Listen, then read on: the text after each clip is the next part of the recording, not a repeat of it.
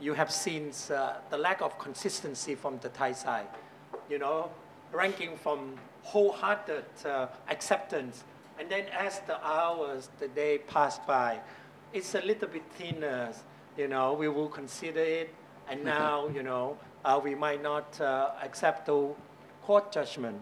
Whatever we try to do, I think we have to think very, very hard because its impact on Thailand, Thai reputations within the regions and all in the international community. I have 3 points to make because it's all related to Thailand, the functioning of our society, and also on the broader media community.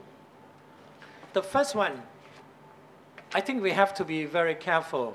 Our leader have made various comments relate to the case without consistency to our state position in our foreign policy announcement that we will be a good member of United Nations.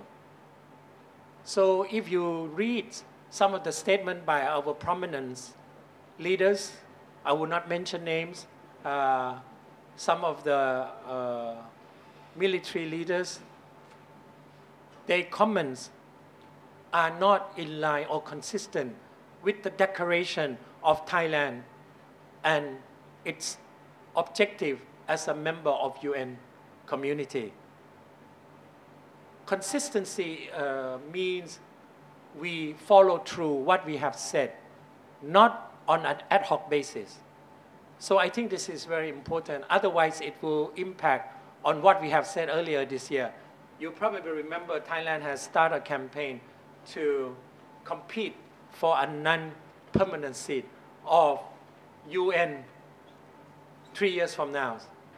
And that, I think people already forgot that we have launched a very big campaign. And whatever we said today will be used against Thailand, definitely, by Cambodia. You have to remember Cambodia failed to get elected on this same position this year. And it will not be forgotten that any inconsistency displayed by Thailand after the court from now on will be recorded verbatim every hour to be used against Thailand to weaken, to undermine Thailand's position in its effort in the next 3 years. And we are fighting against Kazakhstan. And it is an uphill task because Thailand will not have the resources to compete. Secondly, inconsistency also must be within ASEAN system. You know, all the members of ASEAN is watching this. If Thailand fails to comply, what does it mean? It will be very bad on Thailand's leading role within ASEAN because ASEAN members have complied with ICJ decision all along.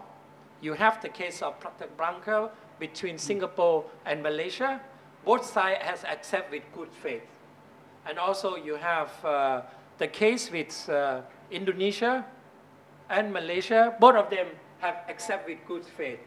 What would happen if Thailand, being Thai, with indefinite, inconsistent position, shift back and forth, very Thai, again and over again, you know, what will our so-called leading role within ASEAN?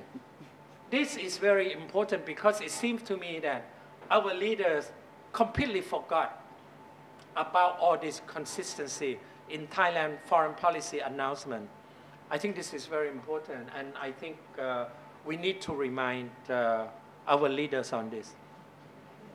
The second point is very interesting. My first point, in one word, is consistency. The second point is This is for the first time that Thailand has all the documents on the case in one person. PSAP have all. In the past, documents, archive, data is not complete. If you ask the mapping department, they will have certain set of documents. Even foreign ministry do not have complete document. What it tells us about this is that we better, from now on, work on coordination. We do not have good coordination about various bureau, government agency. In the case of Southern Thailand, we have 17 government agencies that have to work together on peace process. But mind you, until today, they are not on the same page. As you can see, PSAP has been turning different page, trying to make the same page all the time. The French, the English, you know, the document 1962-19. Can you imagine how many pages we have to work on? So we better, from now on, having gather all the documents, gather all the important information and interpretation, make sure it is in one place and easily to locate it. I don't know. PSAP has the word in Thai, plik pandin, left no stone unturned in locating documents, you know, since 1962 to argue for the case. And a lot of people didn't know that it's a lot of hard work. So from now on, Thailand must work on documentation, make sure that its archive system is in good condition, make sure that the mapping department coordinated with foreign ministry and various websites, you know, publish the right one. I think that's my second point. My last point is another C. It's the communication. One of the biggest problems follow this case is that we have too many views expressed in Thailand which confuse the issue rather than explains the issue. And I think after the decision was made, all the gung-ho style, you know, that have said that I'm the right one, Thailand is losing, has finally shut up for good. And I'm very happy. Actually, you should use the word "kneel the coffin" for those scholars that has been said over and over again, including quite a few senators. I don't want to name names because I think we should now follow the court decisions and the explanation given by PSAP as the one that we should use. And I think any law students, any future generation should study this case carefully. But for now, we have big problems on communication within our society, within various government agencies, and with our target audience, both inside and overseas. Now, I would give you several points. Just look at today. Krungthep Thurakit published front page map saying that this is supposed to be the map of the disputed area. That's all crap. But being media, they just publish anything they want. And believe me or not, this could be used by Cambodia. Cambodia actually has been very resourceful in utilizing the so-called open resource. You know, whatever has been published in Thailand, whatever has been said, if it's favored them, they use it. If it's not really favor them or negative, they will have the so-called media rapid response team. It's like commando, you know. If you make mistake, they will just zoom in within 24 hours, coming out with letters and comments to explain, clarifying their position.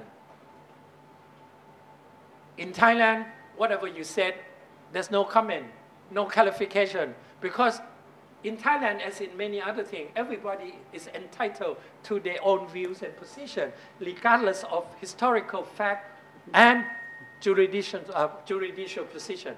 So that is the case in Thailand. And I think after the court decision, slowly from 100 position now, this position has been deducted into quite a few, and I think there is still some deviance interpretation of the court decision going on. But then, being Thai, it will be used as occasion arise for whatever reason again. So I think we need to communicate well. And I think for the first time, Thailand need a system of centralized communication center on important crises. So far, we do not have a centralized system that will process information and respond in what I would describe as appropriate time, so that the public will understand our position.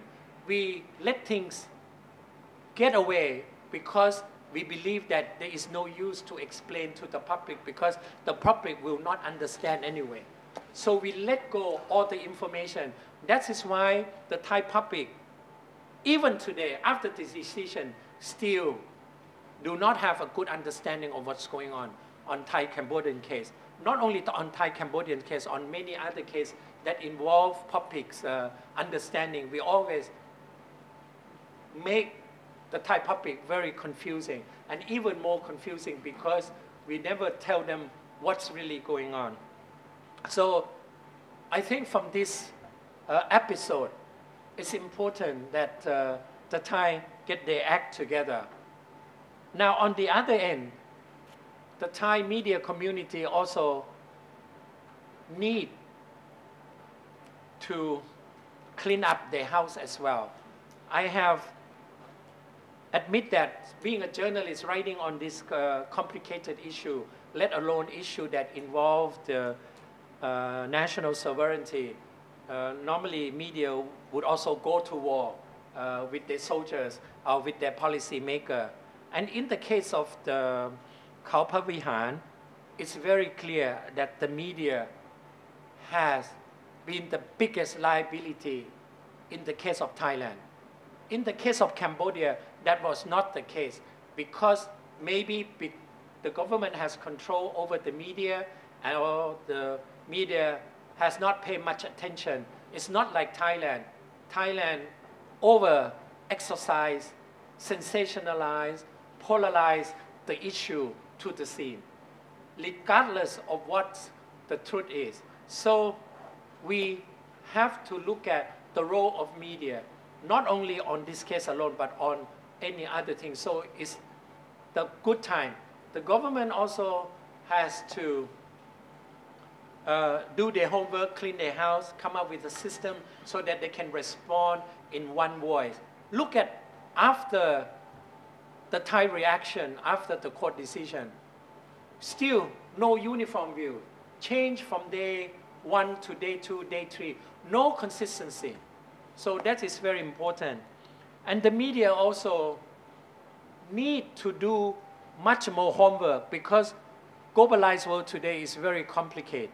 You cannot understand Phra Viharn without reading the judgment. You cannot have instant, 3-in-1 coffee saying that, give me a brief and then write about it.